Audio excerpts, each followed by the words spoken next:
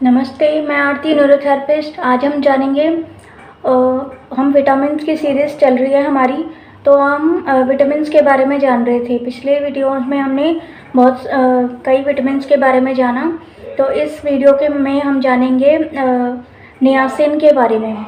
Niacin क्या है? Niacin vitamin B complex group का एक विटामिन है, ठीक है। इसको निकोटिनिक एसिड और एंटी प्लेग्रा भी कहते हैं। एंटी प्लेग्रा यानी कि प्लेग्रा को रोकने वाला कंपाउंड, ठीक है, एंटी प्लेग्रा कंपाउंड कहते हैं। यह कुदरती तौर पर दूध में, लिवर में और ईस्ट में यानी कि खमीर, पनीर और दालों में पाया जाता है। नियासिन शरीर में NAD और NADP नामक दो रूप में रहकर कोएंजाइम का काम करती है, यानी कि ये एंजाइम की मदद करती है, जिनके नाम हैं एडिनाइन डाइन्यूक्लियोटाइड और न्यूकोटामाइड एडिनाइन डाइन्यूक्लियोटाइड फॉस्फेट। पाचन संस्थान यानी कि डाइजेस्टिव सिस्टम के कार्य के दौरान कुछ ऐसी एंजाइम निकलती है हमारी, जब हमारा डाइजेशन और होता है हमारे फूड का जो हमने खाया, तो उसमें कुछ ऐसी एंजाइम होती हैं जो भोजन से हाइड्रोजन एटम्स को अलग निकाल देती हैं, यानी अलग निकालती हैं। इस प्रक्रिया को डिहाइड्रोजेनेशन कहते हैं। और इस प्रक्रिया के कारण शरीर की जो सेल्स होती हैं उसके कार्य के लिए बहुत अच्छी ऊर्जा शक्ति निकलती है, जिसे ऑक्सीडेटिव डिलीवरी कहते हैं। NAD और NADP ये दोनों कोएंजाइम हैं, यानी कि दोनों मिलके काम करते हैं, जो कि एटम्स एक्सेप्टर्स हैं।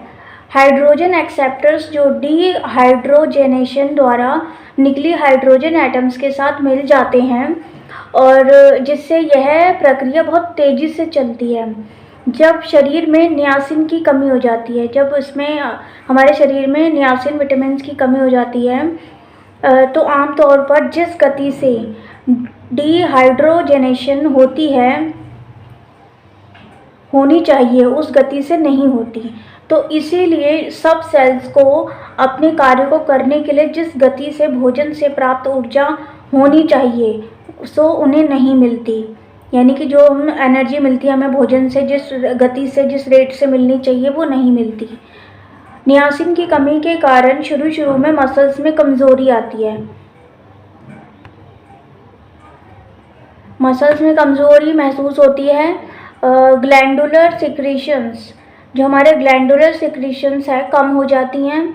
ग्लैंड्स के काम करने की क्षमता, जो उनकी कैपेसिटी होती है, ग्लैंड्स कितनी स्पीड से काम करते हैं, तो उनकी क्षमता कम हो जाती है, कैपेसिटी कम हो जाती है, जिससे वे जो भी केमिकल्स बनाती हैं, कोई भी ग्लैंड अपने जो भी स्राव सीक्रेट करती हैं, स्राव निकालती हैं, केमिकल्स निकालती हैं, वो कम बनेंगे या बनेंगे ही नहीं। लेकिन जब हालत बहुत बिगड़ जाए और यह विटामिन बहुत ही कम हो जाता है नियासिन, तो शरीर की जो टिश्यूज़ होती हैं वो ख़त्म हो जाती हैं, एंड हो जाती है या मर जाएंगी, डेड हो जाएंगी। तो इस विटामिन की कमी से CNS, जो हमारा सेंट्रल नर्वस सिस्टम है, उसमें खराबी आ जाती है और डिमेंशिया हो जाता है।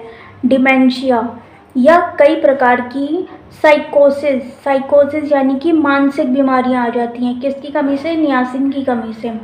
अगर इस विटामिन की कमी कई दिनों तक रहे तो सूर्य की रोशनी से या जहाँ पे भी घर्षण होता है, जहाँ पे भी रगड़ होती है हमारे, तो वहाँ जो हमारी त्वचा है, त्वचा में क्रैक्स आ जाते हैं, जहाँ पे भी रगड़ महसूस होगी, जैसे इधर, और हमारे जो भी पार्ट्स होते हैं शरीर के, वहाँ पे जब रगड़ महसूस होती है, घर्षण होता है, तो वहाँ पर क्रैक्स आ जाते हैं, त्वचा फट जाती है और त्वचा पर कालापन, पिगमेंटेशन आ जाते हैं, काली सी हो जाती है। जैसे ये हमारी ये गांठें, ये उंगलियों के पीछे के जो जोड़ होते हैं, यहाँ पे गांठें यहाँ पे ब्लैकनेस आ जाएगी बहुत ज़्यादा। इसे पिगमेंटेशन कहते हैं। आँखों के नीचे पिगमेंटेशन हो जाती है, चेहरे पर हो जाती है, घुटनों पे हो जाती है, कोहनी पे हो जाएगी। तो जहाँ भी जॉइंट्स होते हैं वहाँ पे पिगमेंटेशन हो जाती है। किसकी कमी से? नियासिन की कमी से। ऐसा लगता है कि त्वचा इस प्रकार की डैमेज को अपने आप दुरुस्त करने में असमर्थ है, यानी कि वो नियासिन की कमी से त्वचा अपने आप के जो डैमेज हो रहे हैं उसके डे टू डे में, तो वो अपने आप को मेंटेन नहीं कर पाती, रिपेयर नहीं कर पाती, उसकी क्षमता कम हो जाती है या ख़त्म हो जाती है। तो डिमेंशिया का मतलब क्या है? डिमेंशिया क्या होता है? याददाश्त की कमी। ठीक है, कुछ चीज़ें हमें भूलने लगती हैं, हमें याद ही नहीं रहती, कुछ कुछ भूलने लगना। इसका एक मुख्य रूप है अल्जाइमर की बीमारी। अल्जाइमर की बीमारी इसका मुख्य रूप यानी कि एक रूप है। इसके कई कारण होते हैं। क्या कारण होते हैं डिमेंशिया और अल्जाइमर के? कि एड्स का आना या सिर पर मार लगने से भी हो सकता है। ठीक है, एड्स के रोगियों को होता है डिमेंशिया और अल्जाइमर, और मार लगने पर डिमेंशिया हो सकता है अगर सिर पर किसी को चोट लगी हो। पार्किंसन की बीमारी, पार्किंसन, हंटिंगटन्स कोरिया की बीमारी, क्रूट्ज़-फैल्ट-जैकॉब नामक बीमारी के कारण भी डिमेंशिया आ सकता है, हो जाता है। तो शुरू में कम याद रहने लगता है, यानी कि याददाश्त कम होने लगती है, हम कुछ कुछ चीज़ें भूलने लगते हैं, जो कई महीनों में बढ़ती जाएगी। धीरे धीरे आगे ये प्रवृत्ति बढ़ती जाती है, हम ज़्यादा चीज़ें भूलने लगते हैं, सोचने समझने की जो हमारी क्षमता है वो कम हो जाती है। फिर डिप्रेशन आ जाता है, नींद नहीं आती, कम आती है, चिड़चिड़ापन आ जाता है, कमज़ोरी इतनी आ जाती है कि रोज़ रोज़ के जो हमारे डे टू डे के काम हैं उसे करने में किसी की सहायता के बिना हम वो नहीं कर पाते। फिर बेड पर, बिस्तर पर हमेशा के लिए लेटे रहते हैं, यानी कि वीकनेस भी महसूस होती है। फिर है हमारा क्रूट्ज़-फैल्ट डिजीज़, CJD। ये क्या होती है? Central nervous system, Creutzfeldt disease central nervous system की एक ऐसी बीमारी है जिसमें मिडिल एज, जो हमारी मध्य उम्र है किसी व्यक्ति की, रोगी की, उसकी याददाश्त में कमी आ जाती है मिडिल एज में।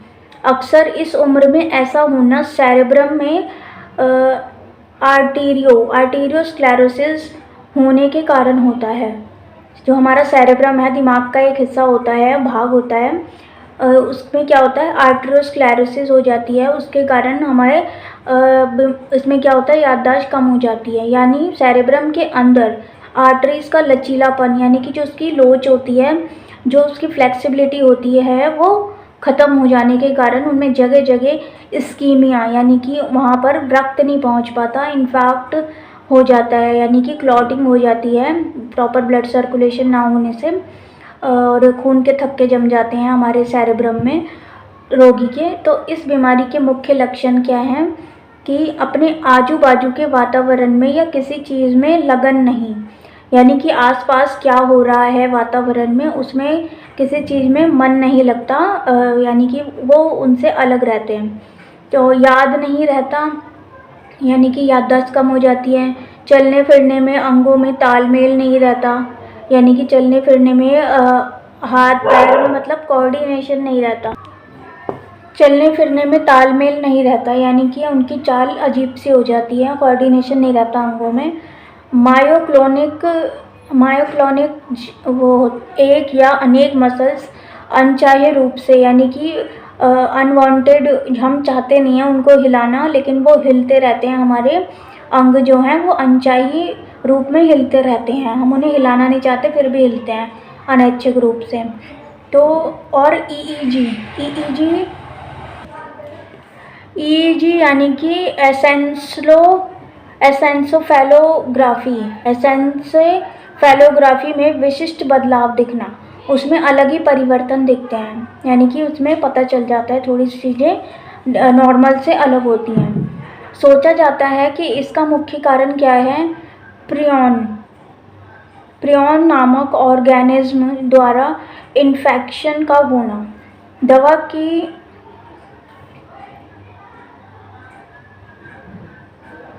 ये बीमारी से कई लोगों में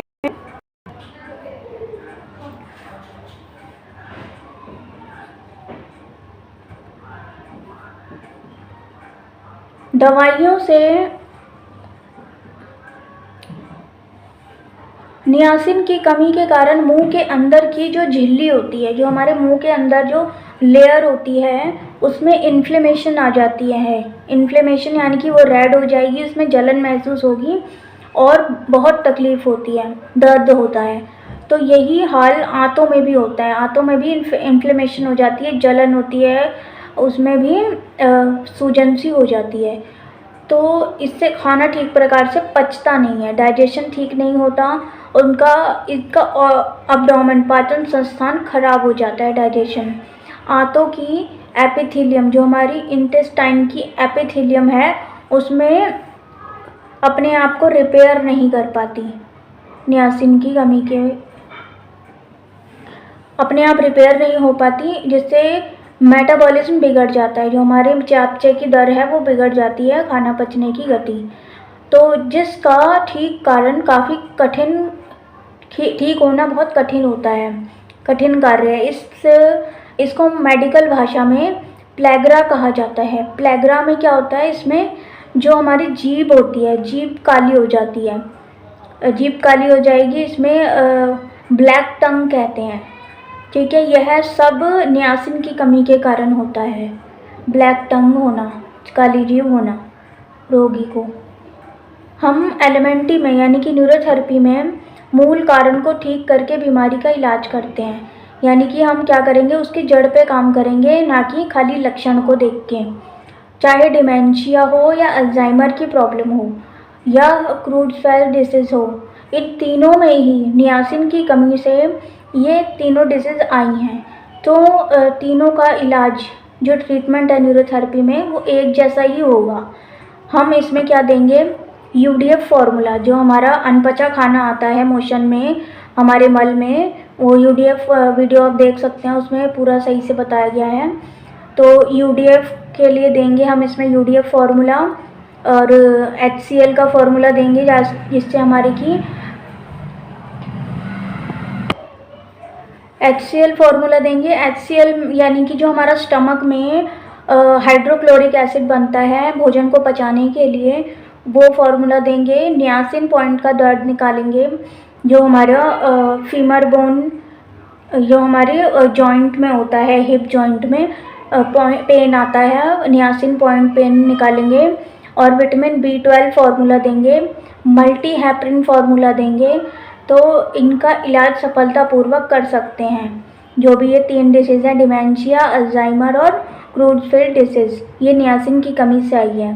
तो इसमें UDF formula, HCL formula, niacin point और B12 फार्मूला और मल्टी हैपरिन, यानी कि इसमें बहुत सारे हैपरिन्स ऐड करके एक फार्मूला बनाया गया है, मल्टी हैपरिन, जो कहीं भी क्लॉटिंग हो बॉडी में, सर से लेकर पाँव तक की सारी क्लॉटिंग को, यानी कि खून के थक्का जो जम जाता है उसकी वजह से आगे दिक्कतें आती हैं, वो सब ख़त्म करता है ये फार्मूला। तो हम इसमें न्यूरोथेरेपी में ये फार्मूला देते हैं और इसका इलाज करते हैं।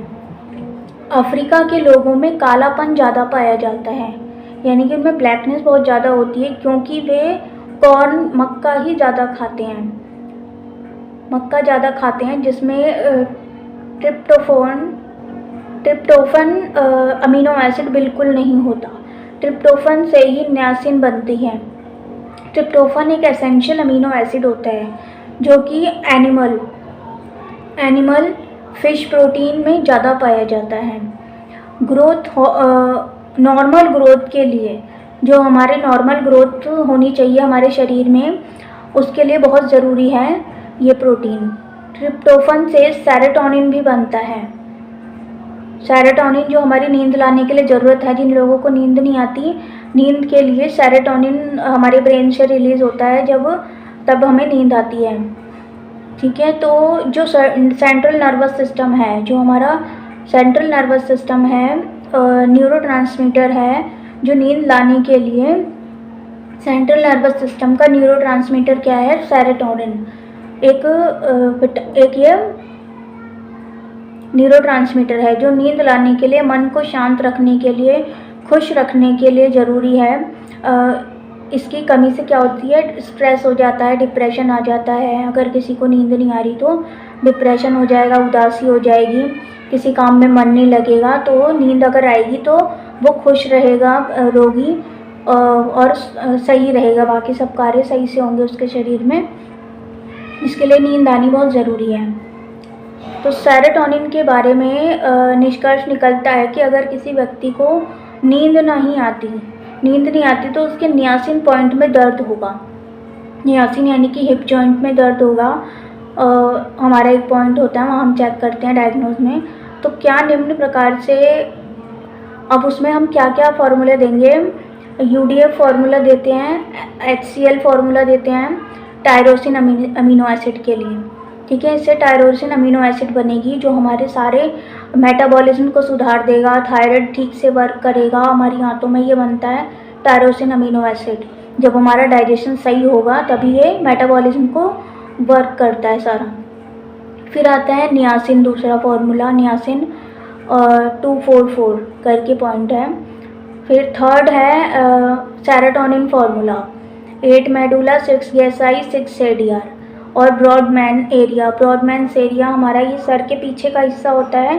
तो यहाँ पे हम ये हथेली से घिसाई करते हैं 3-4 बार।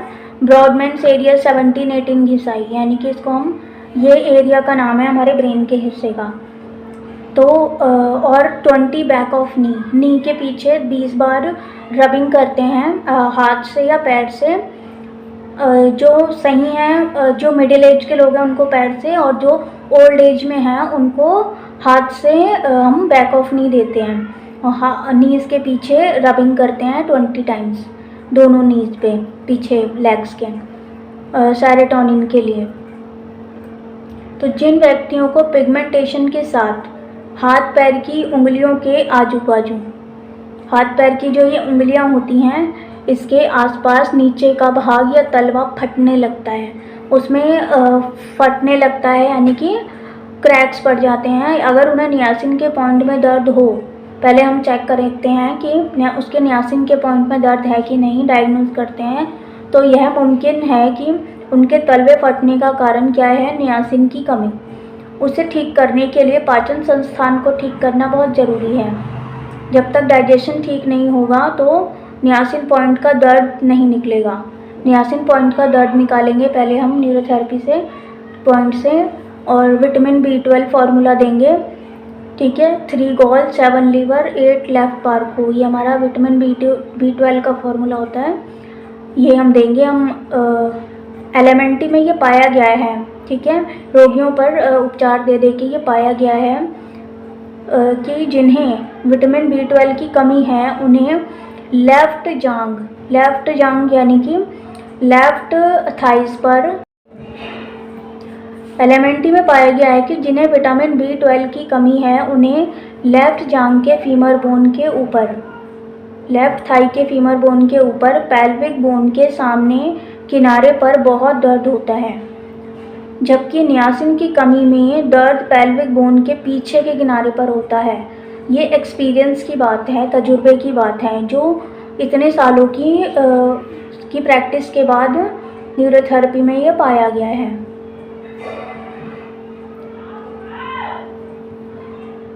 अब हम जानेंगे थियामिन के बारे में। थायमिन क्या होता है? थायमिन को विटामिन B1 भी कहते हैं। यह मुख्यतः सूखे खमीर में, ड्राई ईस्ट में, अंकुरित गेहूं में, कई बीजों की बाहरी परत में पाया जाता है। सभी सब्जियों में पाया जाता है। थायमिन खास तौर पर थायमिन पायरोफॉस्फेट के रूप में शरीर में मेटाबॉलिक सिस्टम में बहुत काम करती है।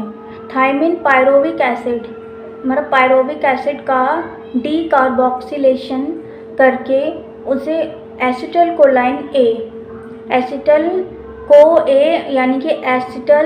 कोएंजाइम A में बदल देती है, जिससे माइटोकॉन्ड्रिया को सेल्स के अंदर काम करने के लिए, जो हमारे सेल्स के अंदर माइटोकॉन्ड्रिया होते हैं उसके अंदर काम करने के लिए ATP मिल जाती है। जिससे ना कार्बोहाइड्रेट ही बल्कि प्रोटीन, फैट्स शरीर में ठीक से उपयोग में लाए जा सकते हैं। ध्यान दें कि डीएनए के अंदर पाया जाने वाला थायमिन, जो हमारे डीएनए में थायमिन होता है, उसके साथ कोई संबंध नहीं है। इसके साथ डीएनए के अंदर जो थायमिन होता है वो अलग है और ये थायमिन अलग है।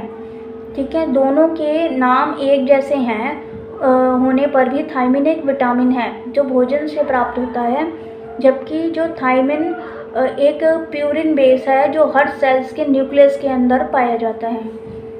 थायमिन खास तौर पर कार्बोहाइड्रेट और कई अमीनो एसिड को उपयोग में लाने के लिए ज़रूरी है। जब तक थायमिन नहीं होगा, कार्बोहाइड्रेट और जो बहुत इस विटामिन्स की कमी से पायरोविक एसिड और कुछ अमीनो एसिड्स को टिश्यू की उपयोग में नहीं हो पाता, उसका उपयोग कम हो जाता है। थायमिन की कमी से जो अमीनो एसिड्स और पायरोविक एसिड का टिश्यू में उपयोग नहीं हो पाता, तो उनकी जगह पर सेल्स फैट्स को ज़्यादा मात्रा में उपयोग करते हैं, फैट्स का ज़्यादा उपयोग में आएंगे, तो इसीलिए बहुत से न्यूट्रिएंट्स उपयोग में लाने से रह जाते हैं, यानी कि वो उपयोग में नहीं आ पाते, जिससे कि शरीर की तरह तरह की बीमारियों का शिकार बन जाता है व्यक्ति, बहुत सारी बीमारियों से घिर लेती हैं। तो central nervous system CNS, central nervous system को ठीक काम करने के लिए जो ऊर्जा शक्ति चाहिए वो कार्बोहाइड्रेट की मेटाबॉलिज्म चयापचय से मिलेगी, प्राप्त होनी चाहिए, ना कि फैट की मेटाबॉलिज्म से। जो भी हमें एनर्जी चाहिए, मेटाबॉलिज्म चाहिए, वो कार्बोहाइड्रेट का होना चाहिए सबसे पहले, ना कि फैट्स का। फैट्स की मेटाबॉलिज्म नहीं होनी चाहिए, सारा थायमिन पर ही निर्भर करता है। अगर थायमिन की कमी हो तो नर्वस सिस्टम द्वारा ग्लूकोज का उपयोग, यानी कि ग्लूकोज का यूज़ 50 से 60% कम हो जाता है। अगर थायमिन कम होता है तो फैट्स ज़्यादा यूज़ होगा शरीर में एनर्जी लेने के लिए, तो नर्वस टिश्यूज़ जो हैं वो ग्लूकोज का उपयोग उतना उनको नहीं मिल पाएगा, ग्लूकोज यूज़ नहीं कर पाएंगे वो, बल्कि फैट्स यूज़ कर रहे हैं। तो जिससे कि सेंट्रल नर्वस सिस्टम के न्यूरल सेल्स में क्रोमोफिल की कमी आ जाती है, वे सूज जाती हैं और थायमिन की कमी के कारण उन सेल्स को पूरी एनर्जी नहीं मिल पाती, जिससे उनका काम कम हो जाता है। वे सेंट्रल नर्वस सिस्टम के दूसरे भाग के साथ ठीक से संपर्क नहीं कर पाते। इसके अलावा CNS, सेंट्रल नर्वस सिस्टम के नर्व फाइबर्स, जो हमारा केंद्र तंत्रिका तंत्र है, सेंट्रल नर्वस सिस्टम, उसके जो नर्व फाइबर्स होते हैं, जो हमारी नर्व्स जा रही हैं स्पाइनल कॉर्ड से, या पेरिफेरल नर्व फाइबर जा रही हैं, माइलिन शीट, जो उसके ऊपर माइलिन शीट होती है, कवरिंग होती है, नर्व्स की कवरिंग निकल जाती है, उसकी जो ऊपर कवर होती है, जैसे कि हमारी तार है, तार के ऊपर एक कवरिंग होती है, तो ऐसे ही हमारी माइलिनेशन शीट होती है हमारी नर्व फाइबर्स के ऊपर, उसकी कवरिंग निकल जाती है या डीजनरेट हो जाती है, जिसके कारण क्या होता है, पेरिफेरल नर्व्स अक्सर बहुत इरिटेबल हो जाती हैं। इसका एक उदाहरण है मल्टीपल स्क्लेरोसिस में भी ऐसा ही होता है, नामक बीमारी है। ठीक है, थायमिन की कमी के कारण क्या होता है, पॉलीन्यूराइटिस, नर्व्स में इन्फ्लेमेशन आ जाती है, जो भी हमारी नर्व्स हैं उसमें इन्फ्लेमेशन आ जाएगी, बहुत दर्द होता है। ऐसा भी होता है कि कॉर्ड में उसके ट्रैक्ट के जो फाइबर्स इतने डीजनरेट हो जाते हैं कि पैरालिसिस भी हो सकता है। अगर पैरालिसिस ना हुआ तो मांसपेशियों में एट्रोफी आ जाती है, वो सिकुड़ जाती हैं, जिससे कि बहुत ज़्यादा वीकनेस आ जाती है हमारी नर्व्स में और रोगी को बहुत वीकनेस आ जाती है। बहुत सारे वर्षों से थायमिन की कमी होने पर, अगर कई लंबे समय से थायमिन की कमी है व्यक्ति को, तो हार्ट के जो मसल्स हैं, हमारे हृदय के मसल्स कमज़ोर हो जाते हैं, हार्ट फेल हो जाता है, हृदय काम करना बंद कर देता है। इसके अलावा ये हार्ट में वेन्स द्वारा रक्त का बहाव दुगना तक बढ़ सकता है, यानी कि डबल हो जाता है। यह इसलिए थायमिन की कमी के कारण टिश्यूज़ को यह इसलिए कि थायमिन की कमी के कारण टिश्यूज़ को पूरी एनर्जी नहीं मिल पाती, जिससे वो क्या होती हैं, लूज़ हो जाती हैं, और जिसके कारण सभी नलिकाओं में पेरिफेरल वैसोडाइलेशन यानी कि जो नलिकाएं हैं, रक्त नलिकाएं हैं, वो डायलेट हो जाती हैं, फैल जाती हैं। यानी कि पूरी सर्कुलेटरी सिस्टम, जो हमारा पूरा सर्कुलेटरी सिस्टम है, हमारा ब्लड बहने का सिस्टम है, वो उसकी नाड़ियों का जो अंदरी व्यास है यानी कि उसका व्यास, डायमीटर बढ़ जाता है, नसों का ढीला पड़ जाता है। तो कुछ लोगों में यह सब कारणों से पेरिफेरल एडिमा यानी कि हाथ पैर की जो छोर होते हैं, हाथ पैर के कोने किनारे होते हैं, उसमें सूजन आ जाती है। एसाइड्स यानी पेट में पानी भर जाता है, पानी भर जाना भी हो जाता है। तो थायमिन की कमी के कारण कौन कौन सी तकलीफ़ें आती हैं? थायमिन की कमी से पेट खराब हो जाता है, अपचन हो जाता है, इंडाइजेशन हो जाएगा, सख्त कब्जी हो जाती है, ठीक है। और है एनोरेक्सिया मतलब भूख नहीं लगेगी, डिप्रेशन हो जाता है, बुखार बार बार आता है, आंतों का बिगड़ जाना यानी कि जो इंटेस्टाइन है वो ठीक से काम नहीं करती, वो उनका वर्क ख़राब हो जाता है, वो बिगड़ जाती हैं। और गैस्ट्रिक एटोनी, मसल्स की ठीक से काम ना करने पर वे बहुत ज़्यादा कड़क हो जाएंगी, ठीक है, गैस्ट्रिक एटोनी हो जाती हैं। और हाइपो एसिडिटी, पेट में हाइड्रोक्लोरिक एसिड है वो कम हो जाएगा, यानी कि हाइड्रोक्लोरिक एसिड ठीक मात्रा में नहीं निकलेगा, जिससे कि प्रोटीन ठीक से नहीं पच पाएंगे। किसकी कमी से? थायमिन की कमी से। क्योंकि थायमिन चावल अनाज की बाहरी परतों में होता है। जो हमारा चावल है राइस में, और जो भी अनाज है उसकी बाहरी परत उसकी छिलकों में होता है। जो आजकल थायमिन की कमी एक बहुत आम मुख्य कारण है, पॉलिश किया हुआ चावल और अनाज को खाना। पॉलिश किया हुआ चावल अनाज खाते हैं तो थायमिन हमें नहीं मिल पाएगा, यानी कि विटामिन B1। थायमिन की कमी से पेट के जो नरम मसल्स हैं, स्मूथ मसल्स हैं, कार्बोहाइड्रेट मेटाबॉलिज्म की उचित शक्ति ना मिल पाना, ठीक है, कार्बोहाइड्रेट का मेटाबॉलिज्म नहीं होगा, वो फैट से एनर्जी लेने लग जाएंगे, फैट का मेटाबॉलिज्म बढ़ जाएगा। सो थायमिन की कमी से बहुत नुकसान होता है। ध्यान रहे कि मस्कुलर डिस्ट्रॉफी, ध्यान देने की बात है कि मस्कुलर डिस्ट्रॉफी या फैटिग, थकान महसूस होना, अतीब थकान के आना भी बहुत इसका मुख्य कारण क्या है? थायमिन की कमी ही है। रोज़ाना हमारे शरीर को 1.5 mg थायमिन की ज़रूरत होती है। ऐसा देखा गया है कि ब्लड में अधिक देर तक ग्लूकोज कम होने के कारण, अगर बॉडी में ग्लूकोज बहुत देर तक कम रहेगा तो टिश्यूज़ होती हैं वो ढीली पड़ जाती हैं, ढीली पड़ जाती हैं, जिससे बेरी नामक बीमारी हो जाती है। बेरी नामक रोग हो जाता है, जिसके कारण टिश्यूज़ में एटीपी की कमी के कारण टिश्यूज़ ढीली पड़ जाती हैं, उनमें सिकुड़ने की क्षमता कम हो जाती है, एनर्जी शक्ति कम हो जाती है उनमें। और जो थायमिन की कमी के कारण होता है कि टिश्यूज़ सिकुड़ नहीं पाती, वो ढीली हो जाती हैं। इसमें हार्ट की मसल्स में भी ढीलापन आ जाता है, जो हमारी हार्ट की मसल्स हैं उसमें भी ढीलापन आ जाएगा, वो ठीक से पंपिंग नहीं कर पाएगा। ढीलापन आ जाने से उसमें रक्त का प्रभाव, जो ब्लड सर्कुलेशन है, रक्त का बहाव है, वो 2 गुना बढ़ जाता है, यानी कि हाई स्पीड से बढ़ेगा वो, जिससे यह बीमारी आती है। और हार्ट में ब्लड का प्रभाव, जो ब्लड का बहाव है, सर्कुलेशन है, वो ब्लड सर्कुलेशन दुगना होने से लंग्स में सूजन आ जाती है, फेफड़ों में सूजन आ जाती है, किडनी पर भी असर पड़ता है, जिससे वो बिगड़ती चली जाती हैं, वो मतलब उनका काम कम होता जाएगा, वो नॉर्मल नहीं रह पाती किडनी। दरअसल वीनस ब्लड, जो वेन्स में ब्लड होता है, ठीक है, वेन्स के ब्लड का बहाव बढ़ जाता है।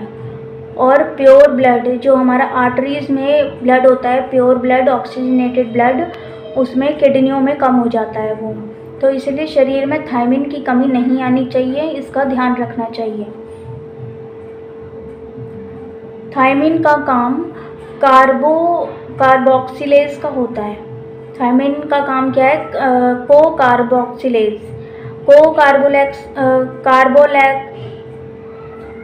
कार्बोक्सिलेज का काम है अमीनो एसिड्स को पचाना। अमीनो एसिड कब पचेंगे यानी टूटेंगे, उनको अमीनो एसिड को पचाना या तोड़ना को कार्बोक्सिलेज का काम होता है। इस प्रक्रिया में जो मदद करते हैं उसे कार्बोक्सिलेज कहते हैं।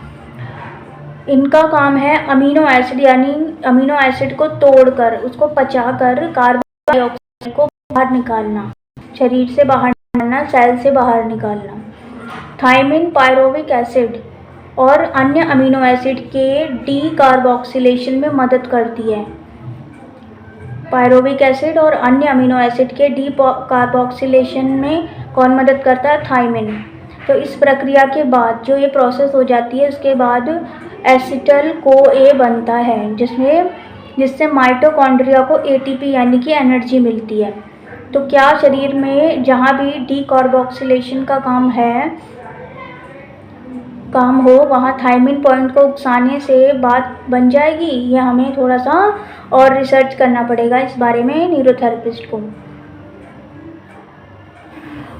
पुरानी बीमारियों में अगर हम एलिमेंट्री उपचार द्वारा थायमिन के पॉइंट का दर्द निकाल दें, जो हमारी पुरानी बीमारियां होती हैं, पुराने रोग होते हैं, उसमें न्यूरोथेरेपी उपचार द्वारा थायमिन के पॉइंट का दर्द हम निकाल देते हैं तो उनकी बीमारियों में काफ़ी राहत मिलती है। ऐसे पिछले कई वर्षों में अनेक मरीज़ों पे साबित हुआ है। हमने बहुत सारे मरीज़ों पे ट्रीटमेंट किया है सभी न्यूरोथेरेपिस्ट ने मिलकर। तो यही कारण है कि हमारा विटामिन फॉर्मेशन नामक उपचार बहुत कामयाब है। विटामिन फॉर्मेशन ट्रीटमेंट देने से रोगियों को लाभ आता है ये थायमिन की कमी में। कई बीमारियां ऐसी हैं जिनमें ब्लड में अमीनो एसिड्स की जमावट हो जाती है। ब्लड में क्या होता है? अमीनो एसिड जमा हो जाते हैं। तो इन सब में थायमिन की कमी एक मुख्य कारण हो सकता है, ये संभावना है। तो इसमें से कई मेटाबॉलिक बीमारियों, जो मेटाबॉलिक डिसऑर्डर्स हैं, उसका नाम दिया जाता है। शायद फैनकॉनी सिंड्रोम जैसे लाइलाज बीमारी में हमारे उपचार की सफलता का यही राज है, यानी कि उन लोगों को भी रोगियों को काफ़ी आराम मिलता है। हम नियासिन, थायमिन इत्यादि के पाचन और अवशोषण को ठीक करते हैं। जब ये ठीक हो जाएंगे पाचन हमारा, तो थायमिन, नियासिन ठीक से हमारे शरीर को मिल जाएंगे जो भी हमने भोजन में खाए होते हैं। तो एक और बात है कि थायमिन की कमी के कारण जो हमारे ब्रेन के विभिन्न भागों में सुचारू रूप से जो तालमेल होनी चाहिए, कोऑर्डिनेशन होना चाहिए ब्रेन के सारे हिस्सों में। तो क्या अटैक्सिया, मायोक्लोनिक जर्क, कोरिया में भी थायमिन का बहुत बड़ा हाथ है? शायद इस पार्किंसन के मरीजों को डोपामाइन की गोली दी जाती है क्योंकि उनके जो ब्रेन के अंग हैं उसमें तालमेल नहीं रह पाता, कोऑर्डिनेशन नहीं रह पाता ब्रेन के विभिन्न हिस्सों में। तो वो भी थायमिन की कमी के कारण हो सकता है। थायमिन का टेस्ट करना तो ज़्यादा आसान है, जब डोपामाइन का टेस्ट करना थोड़ा सा मुश्किल होता है, यानी कई लोगों के लिए असंभव सा भी होता है। इस पर और रिसर्च करनी चाहिए।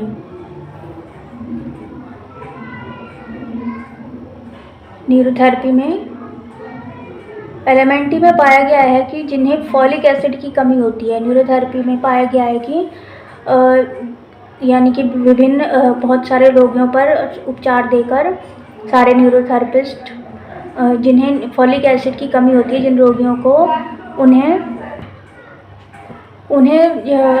रोगियों को दाएं जांघ के रोगियों को क्या होता है, जो लेफ्ट थाई होती है उसके फीमर बोन की जो ऊपर पेल्विक बोन के सामने के किनारे पर बहुत दर्द होता है, जबकि थायमिन की कमी से पेल्विक बोन के पीछे के किनारे पर दर्द होता है। ये तजुर्बे की बात है, एक्सपीरियंस की बात है, जो कई वर्षों में न्यूरोथेरेपी उपचार रोगियों पर दिए गए उनसे ये निष्कर्ष निकलता है। तो आज के लिए इतना ही। नमस्ते।